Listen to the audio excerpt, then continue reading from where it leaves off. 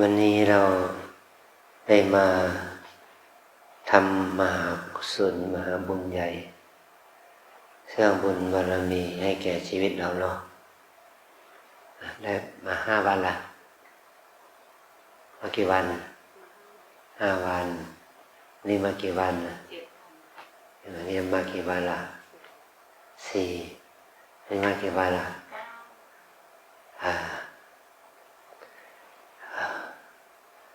มีเวลาภาวนาทำบุญภาวนาเนาะทำบุญภาวนาเพื่อให้ศรัทธาของเรามั่นคงขึ้นทำให้ความเพียรของเรามั่นคงขึ้นทำให้สติดีขึ้นทำให้สมาธิดีขึ้นทำให้ปัญญาความรู้ดีขึ้นทำให้เมตตาการุณมันดีขึ้นความดีในการภาวนามันต้องอาศัยเอาตัวเราเป็นอาศัยเอาตัวเราเนี่ยเป็นเครื่องภาวนาเอาตัวเราเป็นเนื้อนาบุญของเราเอาตัวเราเนี่ยเป็นอุปกรณ์ภาวนามัน เราก็เปรียบเทียบเหมือนกับรถนะรถที่เราใช้มา5 ปี10 ปีแต่ยิ่งกว่านั้นนะนั้นรถคันนั้นจะเป็นยี่ห้อไหนจะมีคุณภาพแค่ไหนรถคันนั้นมันก็ตั้งแต่วันแรกที่ขับมันก็ใช้น้ำมันเป็นเบื้องต้นเนาะใช้น้ำมันถึงจะสามารถขับเคลื่อนได้ถ้าเราขับเคลื่อนไปนานเข้าก็เปลี่ยนอะไรเปลี่ยนล้อเปลี่ยนยางเปลี่ยนอะไรมันถึงวาระหนึ่งมันก็เครื่องก็เสียนะเขาว่าอุปกรณ์มันชำรุดเมื่อนานเข้าไปมันก็มีอะไรต่อไม่อะไรสูญเสียไปก็เปรียบเทียบกับตัวเรานะเราจะเป็นชายหรือเป็นหญิงเป็นคนที่อยู่ในภาวะฐานะใดก็ตามแต่ทุกคนเกิดมาแล้วก็มีความแก่ความเจ็บความป่วยไข้บั่นทอนชีวิตของเราแม้เราจะเป็นอะไรเป็นทำงานอะไรก็แล้วแต่เราก็มีความเสื่อมสภาพของร่างกายความเสื่อมของสัญญาความทรงจำแต่เราถึงว่าความสติปัญญาความรู้ความสามารถที่เราเคยมีมันก็ลดถอยตอนที่เราเรียนหนังสือเนี่ยสูตรหรือว่าหลักสูตรคำสูตรความจำอะไรต่างๆเนี่ยมันก็คล่องตัวอยู่เนาะเมื่อเราละเลยมัน5 ปี10 ปี20 ปี30 ปีจากที่เราเคยท่องได้จำได้ความจำเหล่านั้นมันก็ถดถอยลงความทำเรื่องที่จำนั้นมันก็ถดถอยลงอันนี้เป็นธรรมดามันเป็นกับอุปกรณ์ไฟฟ้าหลอดไฟทุกหลอดเนี่ยมันก็มีอายุของมันนะใหม่ๆมันก็แสงสว่างมันก็ดีเนาะผ่านไปเป็นปีเป็นหลายปีอุปกรณ์ไฟฟ้ามันก็เสื่อมสภาพแสงอะไรมันก็รีพร่าหรือว่ากระพริบถึงขนาดขั้นที่จะดับกระแสไฟฟ้ามีอยู่ไหมมีเนาะแต่อุปกรณ์ไฟฟ้ามันหมดสภาพถ้าเราเปลี่ยนอุปกรณ์ไฟฟ้าใหม่แสงสว่างรับไฟในจุดนั้นมันก็เจิดจ้า มันเหมือนกับตัวเราทุกคนนะร่างกายเนี่ยมันเสื่อมสภาพแต่จิตใจนี่มันยังไม่เสื่อมนะจิตใจนี่มันยังไม่เสื่อมแต่ร่างกายมันเสื่อมสภาพเสื่อมสภาพไปมันสมองประสาทตาประสาทหูประสาทจมูกประสาทลิ้นประสาทกายมันเสื่อมสภาพแต่สุดท้ายแล้วก็ตายถ้าเราตายไปแล้วเนี่ยเราได้รูปใหม่นามใหม่ได้ชีวิตใหม่เกิดมาในภพภูมิที่เป็นมนุษย์เป็นเทพเทวดามันก็ได้รูปใหม่นามใหม่ถ้าเป็นคนก็มันก็ต้องมารอการวิวัฒนาการของร่างกายเติบโตจนแต่เป็นเด็กเป็นหนุ่มเป็นสาวขึ้นมาได้มีโอกาสมาพัฒนาจิตใจพัฒนาสติสมาธิปัญญาเมื่อเราโตขึ้นมันก็มีจิตสำนึกในทางที่ดีงามเนี่ยมันจริงจะทำให้เรานั้นมาต่อยอดนะใส่ใจ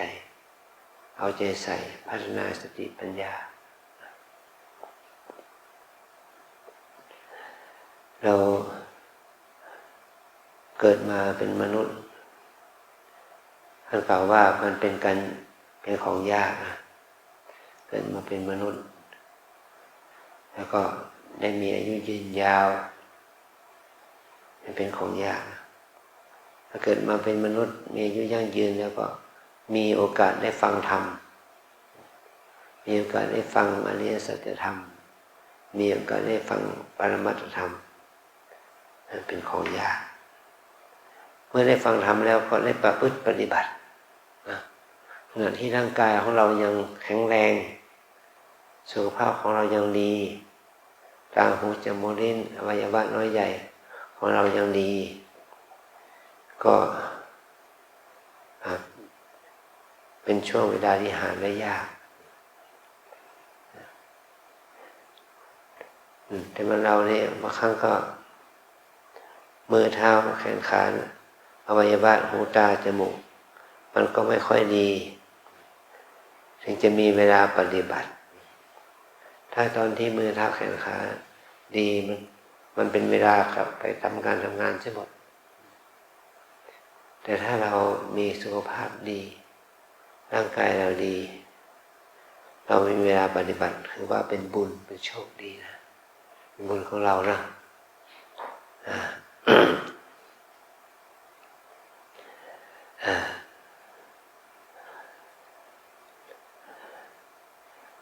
เราได้มาปฏิบัติธรรมเราได้เตรียมตัวมาดีไหมเตรียมใจมาพร้อมไหมเตรียมความพร้อมมาหรือยังมาแล้วดีแล้วหรือยังโยคีพร้อมหรือยังเตรียมพร้อมมาพร้อมนะแต่ถึงจะเตรียมตัวมาพร้อมนะถึงว่าร่างกายของเรามันพร้อมหรือเปล่าร่างกายของเรามาพร้อมหรือเปล่าบางคนก็พร้อมนะบางคนก็ไม่พร้อมบางคนก็พอได้กราบเดินนั่งสับกันไปหลายชั่วโมงละมันประท้วงแล้วเนาะเจ็บปวดโอ้ยสารพัดนี่แหละแต่ว่าใจมันมาพร้อมแต่กายเราไม่พร้อมแล้วก็ว่านักกีฬาคนหนึ่งอายุ60-70 ปีแล้วเป็นนักวิ่งมาก่อนมันจะวิ่งเหมือนกับนักกีฬาอายุ10 กว่า 20ไม่ได้ไม่ว่าเขาจะมีประสบการณ์วิ่งแข่งขันมากี่มากน้อยก็ตามแต่มันก็มีแรงวิ่งไปตามสภาพของผู้สูงอายุนั่นแหละจะไปสู้กับคนอายุ10 กว่า 20 กว่าไม่ได้เนาะนี่คือว่าความเสื่อมสภาพของกายมันก็ปรากฏให้เราเห็นเมื่อเรามาปฏิบัติเนี่ยเรามีความพร้อม ทางด้านจิตใจแต่บางทีทางด้านร่างกายมันก็จะไม่พร้อมต้องอดทนนะต้องใส่ใจอดทนว่าชีวิตของเรานั้นแม้นว่าจะไม่พร้อมทางด้านร่างกายความศรัทธาเรามีไหมมีพอ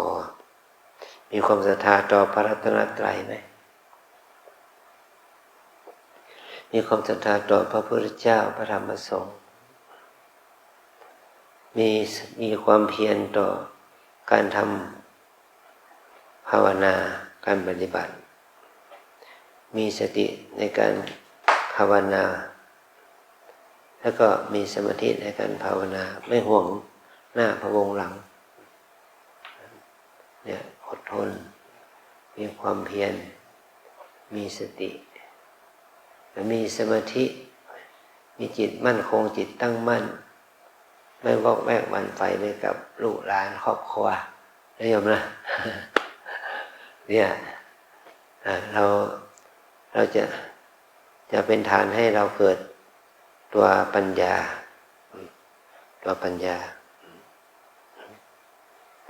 อันนี้ท่านบอกว่ามีโยมคนหนึ่งนะมีลำเหมืองผ่าน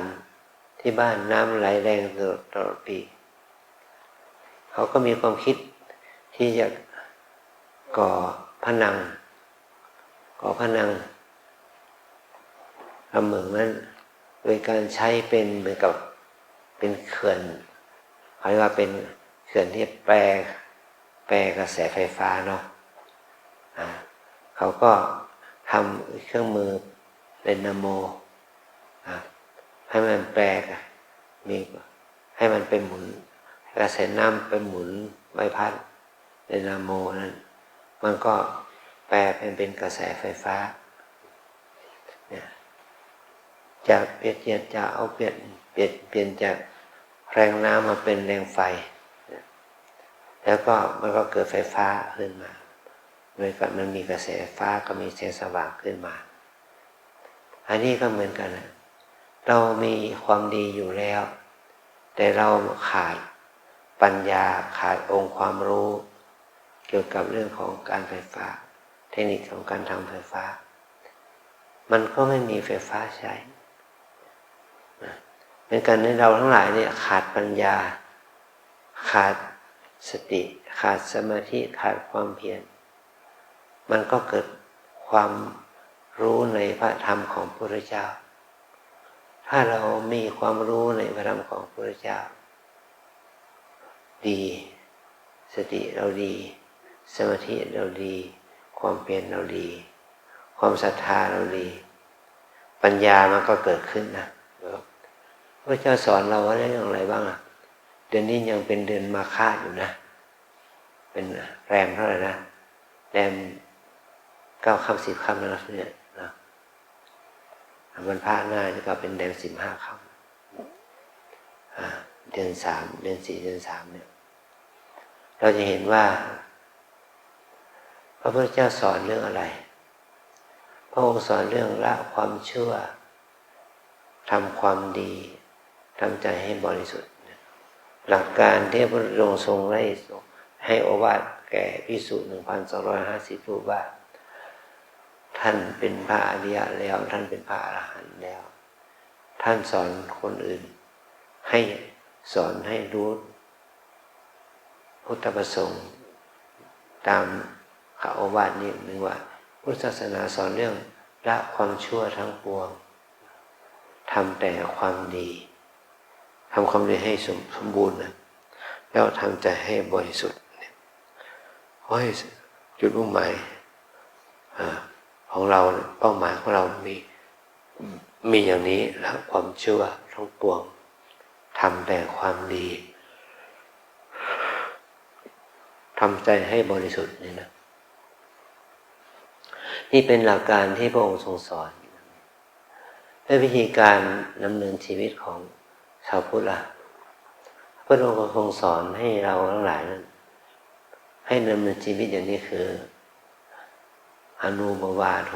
การไม่พูดร้าย ไม่พูดมุสาไม่พูดส่อเสียดไม่พูดคำหยาบไม่พูดคำเพ้อเจ้อไม่กล่าวร้ายป้ายสีกันไม่พูดร้ายสองไม่ทำร้ายไม่มีพฤติกรรมประทุษร้ายฆ่าสัตว์ตัดชีวิตเบียดเบียนสัตว์ทั้งคนทั้งสัตว์นั่นแหละนะไม่ทำกิจที่มันก่อให้เกิดการทำรบราฆ่าฟันทำสงครามแก่กันและกันไม่เบียดเบียนกันการไม่พูดร้ายการไม่ทำร้ายการสำรวมในข้อศีลข้อวัดปฏิบัติแล้วมันมีวินัยในการดำเนินชีวิตสำรวมในปาฏิโมกข์หลักการใดคำสอนใดที่ปราชญ์บัณฑิตที่เขาตั้งกติกาไว้เราต้องปรับให้เข้าสู่กระแสชีวิตทำให้สังคมทำให้ครอบครัวทำให้ประเทศชาติบ้านเมืองนั้นดำเนินไปในทางที่ดีสำรวมในปาฏิโมกข์หมายความว่าถ้าเรามาเป็นประพฤติปฏิบัติก็มาเป็นโยคีให้ที่ดีนะมีศีลให้ดีแล้วก็มัตตัญญุตาจะพัตตสมิงมีความรู้ประมาณในการบริโภคเห็นก็ว่าเราเป็นพระเนี่ยเราเป็นนักบวชอาศัยชีวิตอาหารการกินจากชาวบ้านก็สำรวมในการกินและการมันสำรวมในการบริโภคเนี่ยมันรวมไปถึงการสำรวมบริโภคอย่างอื่นด้วยบริโภคปัจจัยสี่เครื่องนุ่งห่มที่พักที่อาศัยและอยู่รักษาโรคต้องมีความรู้สึกประหยัดด้วยเห็นคุณค่าในการประหยัดเนี่ยโดยเฉพาะพัตตสมิงพัตตะนี่ก็คืออาหารเรามาเป็นนักบวชนักปฏิบัติเราต้องรู้จักประมาณในการบริโภคอาหารไม่ใช่กินเพื่ออยู่นะแต่ไม่ใช่กินไม่ใช่อยู่เพื่อกินแต่เรากินเพื่ออยู่ถ้าอยู่เพื่อกินเนี่ยอยู่เพื่อกินเอากินเอามาแต่กินเพื่ออยู่หิวโดยความไม่มีกินนั้นมันดีกว่าหิวแบบไม่มีกินหิวแบบไม่มีกินก็หิวแบบอดอยากหิวแบบมีกินอย่างที่เรารักษาศีลข้อวิการโภชนาไม่ต้องเอาบริโภคอาหารในเวลาวิกาลเนี่ยที่เขาเรียกว่าให้เรากินเป็นมาปฏิบัติธรรมก็ให้ลดน้ำหนักไปด้วยนะ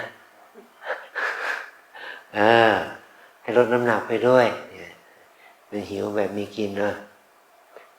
ไม่ใช่ว่าอยากจะกินอยากจะดื่มก็ดื่มอยากจะอะไรก็อะไรก็ได้สำรวมในการบริโภคปันตัญจะสัญนาแปลว่าการนั่งการนอนในที่อันสงัดเมื่อเรามาปฏิบัติธรรมเนี่ยเราอยู่เดินเรานั่งที่ศาลาที่กุฏิอะไรก็ตามแต่ให้มันสงัดกายเมื่อคืนนี้ฝนตกไฟมันดับไปสักครู่หนึ่งประมาณสัก15 นาที30 นาทีเนี่ยโยคีคนหนึ่งท่านเข้าอธิษฐานพอดีนะโยมก็เป็นคนอยู่ในเมืองนะพอไฟดับแล้วบางคนก็วุ่นวายละแต่บังเอิญว่าเขามาปฏิบัติเนี่ยเขาเข้าอธิษฐานจิตเขาอยู่กับความมืดอย่างสงบกันเขาก็พูดว่าดีนะโยคีในว่าเราเนี่ยแม้ไฟจะดับก็เงียบกันไม่ก็กระโดดกระดากแต่พอถึงเวลาหนึ่งก็ไฟก็มาเนี่ยเพราะว่าเราก็พูดเป็นคำว่าพระพุทธเจ้านะตรัสรู้แบบไม่มีไฟฟ้านะไม่มีประทีปนะอาศัยแค่แสงไฟแสงเทียนไม่มีอาศัยแสงเดือนเท่านั้นเราอยู่ในที่สภาพที่ไม่มีประทีปไม่มีดวงไฟหลายร้อยปีพระพุทธเจ้ากับพระเจ้าหลายคนท่านก็บรรลุธรรมกันมาโดยลำดับไฟฟ้าเพิ่งผ่านมาประมาณ100 กว่าปีมานี่เองเนาะไฟฟ้ามามีไฟฟ้ามาก็ตั้งแต่สมัยร.5ในร.5ในหลวงร.5แล้วเราเนี่ยมีไฟฟ้าใช้ล่ะ ที่บ้านอาจารย์เนี่ยมีไฟฟ้าใช้ก็สมัยที่เราเป็นสามเณรนะเราเป็นสามเณรปีแรกปี2578ได้ใช้ไฟฟ้านะมีไฟฟ้าเข้าบ้านแล้วนะเนี่ยมันก็มีมาประมาณสัก50 ปีมานี่แหละเราบวชมาครับต้องไป2518ก็50 ปีพอดีเนี่ยมาเรามีไฟฟ้าใช้ประมาณสัก50 ปีมานี่เองเนาะนี่เมื่อมันมีไฟฟ้ามันก็มีโทรทัศน์มีวิทยุมีอะไรต่อมีอะไรเนี่ยสิ่งเหล่านี้มันนำมาซึ่งความการสื่อสารความเจริญทางเทคโนโลยีเนี่ยจนถึงเดี๋ยวนี้บ้านจะไม่มีโทรศัพท์ไฟฟ้าใช้แล้วไม่มีโทรศัพท์สายใช้แล้วมีมือถือหน้าใครหน้ามันเนาะจอใครจอมันอ่ะเพราะเรานี่ปิดจอนะแล้วดูใจนะถ้าไม่ปิดจอแล้วก็ใจไม่ดูเนาะไม่รู้ว่าใจตัวเองเป็นยังไงเนี่ยมันก็ไม่สามารถทำให้เราสงบสงัดได้เรามาปฏิบัติธรรมก็การนอนการนั่งในที่อันสงัดเรานอนเรานั่งในที่ไหนก็ตามแต่ให้สงัดสงบไม่เกี่ยวข้องกับเรื่องโลกเรื่องสังสรรค์เพราะว่าวิถีชีวิตของเราให้เราทั้งหลายได้ว่ามองเห็นคุณค่าของความเป็นบุคคลผู้กินน้อยนอนน้อยพูดน้อยกินน้อยนอนน้อยพูดน้อยแล้วก็ปฏิบัติให้มากแล้วกันนะแล้วก็อธิจิตเตจอาโยโก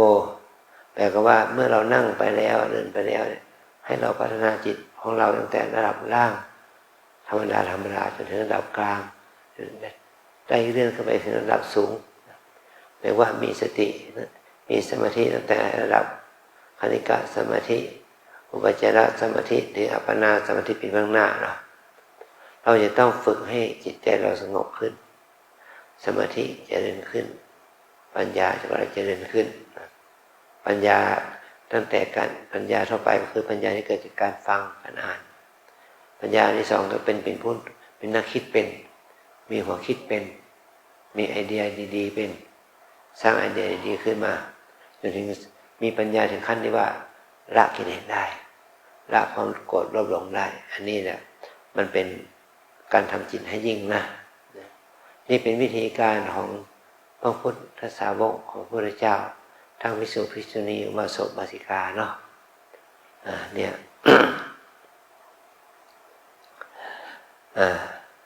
เราทั้งหลายได้เกิดมาเป็นมนุษย์พบพระพุทธศาสนาอย่างนี้เราได้ฟังโอวาทปฏิโมกข์ของพระพุทธเจ้ามาอย่างนี้เราก็ประพฤติปฏิบัติตามโอวาทของพระสัมมาสัมพุทธเจ้าอย่างนี้ก็จะทำให้เรานั้นเจริญในสัมมาธรรมวินัยขึ้นนะเพราะเรามาปฏิบัติธรรมเนี่ยเรามาปฏิบัติธรรมเนี่ยปฏิบัติธรรมที่ไหนโอเคคนเก่าคงรู้นะที่ไหนนะที่นี่ปฏิบัติธรรมที่ไหนโอเคที่พระน้ำเพิงหรือเปล่าที่กายใจนี้เนาะปฏิบัติธรรมที่ไหนปฏิบัติธรรมที่นี่ที่กายที่ใจนี้ปฏิบัติธรรมไม่ใช่ปฏิบัติธรรมที่โบสถ์ที่วิหารไม่ใช่ปฏิบัติธรรมที่กุฏิศาลา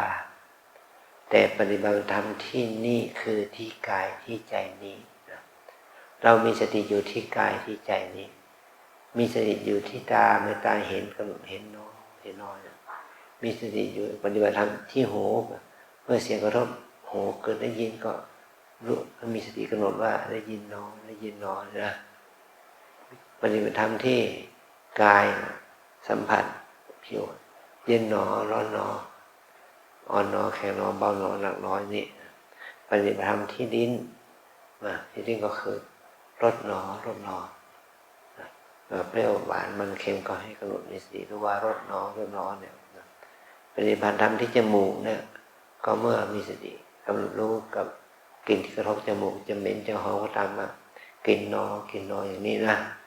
แล้วปฏิบัติธรรมที่ไหนอีกที่เรากราบเราเดินเรานั่งสัมผัสอะไรก็ให้รู้มีสติรู้อย่างนั้นเพราะว่าให้เรามีสติกำหนดรู้ถึงอาการกายที่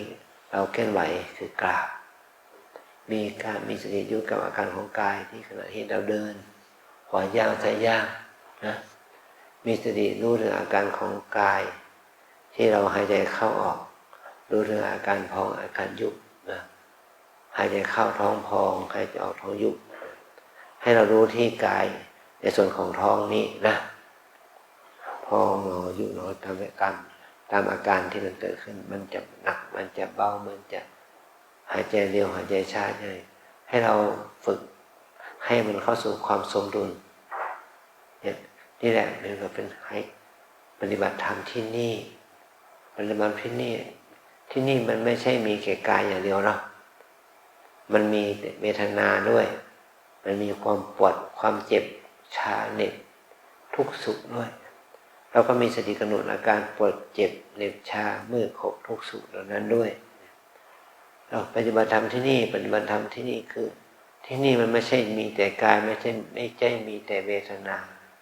แต่มันมีสภาพจิตใจเราด้วยนะจิตคิดนี่แหละมันทำให้เราเกิดความทุกข์นะ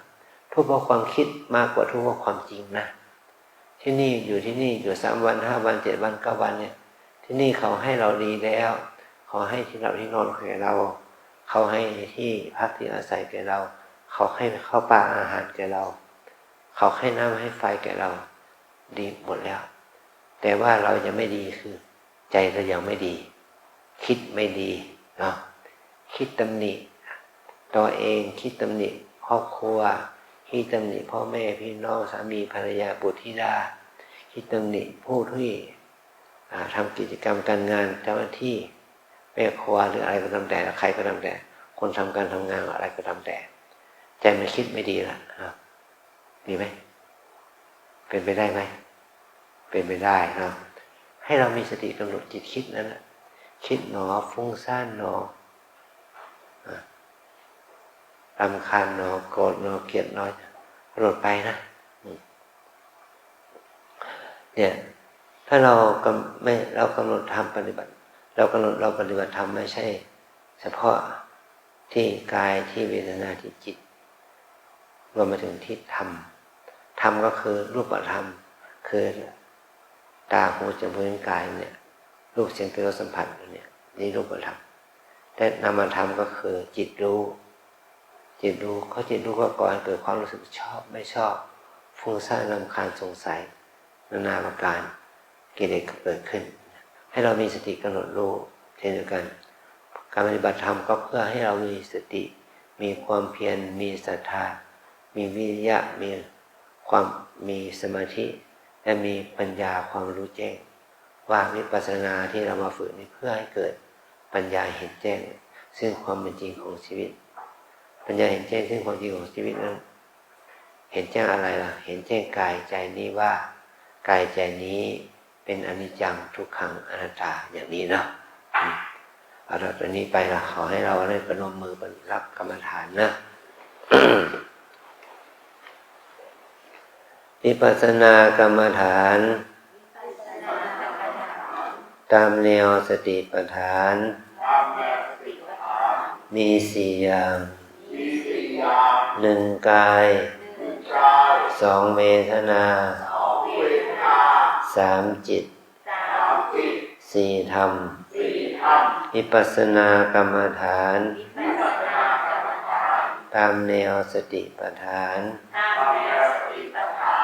มี4 อย่าง1 กาย2 เวทนา3 จิต4 ธรรม1 กาย2 เวทนา3 จิต4 ธรรม1 กาย2 เวทนา3 จิต4 ธรรมกายเวทนาจิตธรรม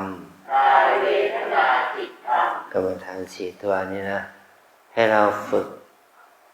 ฝนอบรม สติฝึกให้เกิดสติให้สติเกิดฝึกให้สติเกิดกับกายฝึกให้สติเกิดกับเวทนาฝึกให้สติเกิดกับสภาพจิตที่เกิดฝึกให้สติเกิดกับสภาพธรรมเรามาปฏิบัติธรรมเราฝึกเจริญสติตัวเดียวหรือมันไม่เราเอาศรัทธาของเรามาไหมเอาศรัทธาคือใจของเราต้องมีศรัทธากับการปฏิบัตินะใจของเราต้องมีศรัทธากับความดีงามที่เราจะต้องทำทานศีลภาวนาที่เราได้ฝึกนี่แหละเราต้องมีศรัทธาถ้าคนนั้นไม่มีศรัทธาไม่มีความเชื่อไม่ยอมรับความดีอะไรเลยจะมาอยู่วัดมันจะตั้งใจปฏิบัติไหมก็ไม่ตั้งใจปฏิบัติถ้าเขามีศรัทธาหรือว่าเรามีศรัทธาเราจะต้องให้คนอื่นมาบอกกล่าวเล่าขานตำหนิติฉินนินทาว่า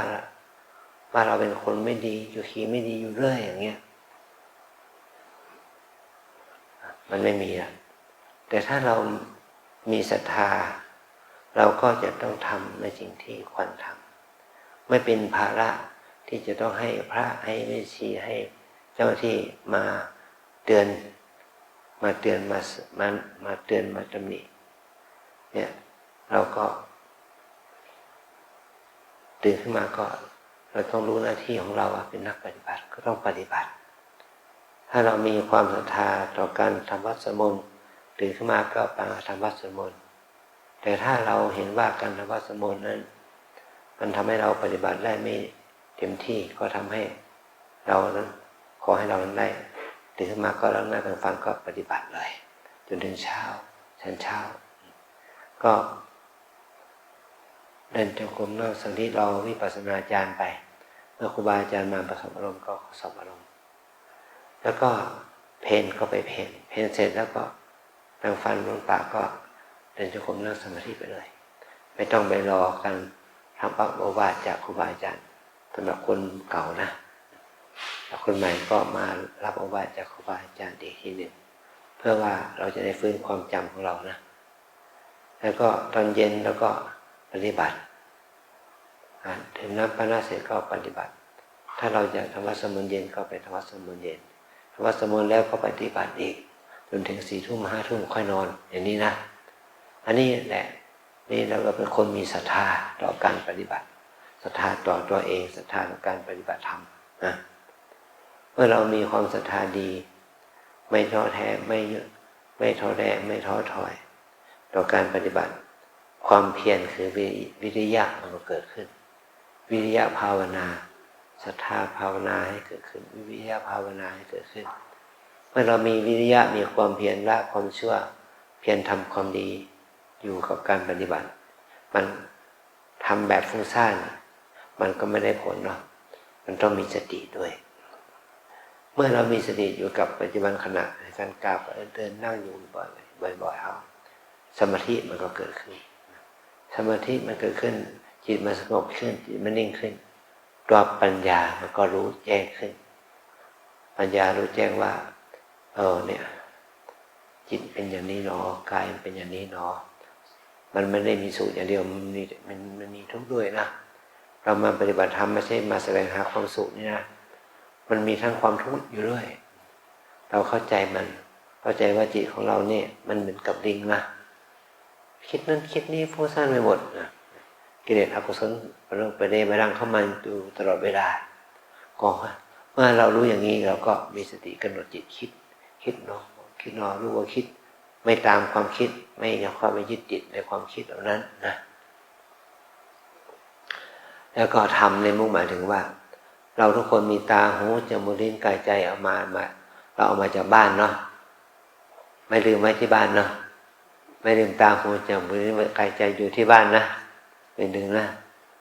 เรามีตาหูจมูกลิ้นกายใจอยู่ที่วัดก็เมื่อเรามีตาหูจมูกลิ้นกายใจเราก็ต้องมีตาเห็นหูได้ยินจมูกได้กลิ่นลิ้นได้รสกายได้สัมผัสเมื่อเรารู้เห็นกินรสสัมผัสอย่างนี้ถ้าเราขัดสติมันเกิดความชอบไม่ชอบฟุ้งซ่านรำคาญสงสัยโกรธเกลียดชังอะไรก็มีอะไรตามมาแหละ ถ้าเรามีสติกับการได้เห็นได้ยินกลิ่นรสสัมผัสเราก็เกิดจากข้ามเมตตาปัญญาเกิดความรู้เกิดความรู้ที่ดีมันเป็นกุศลเกิดขึ้นนะกุศลเกิดขึ้นถ้าเราขาดสติมันก็อกุศลเกิดขึ้นบาปเกิดขึ้นมีสติมีสมาธิมีปัญญาก็บุญเกิดขึ้นความดีเกิดขึ้นเราต้องตั้งใจทำมาก2-3 วันเราจะปฏิบัติอย่างต่อเนื่องแค่ไหนก็ตามแต่ละ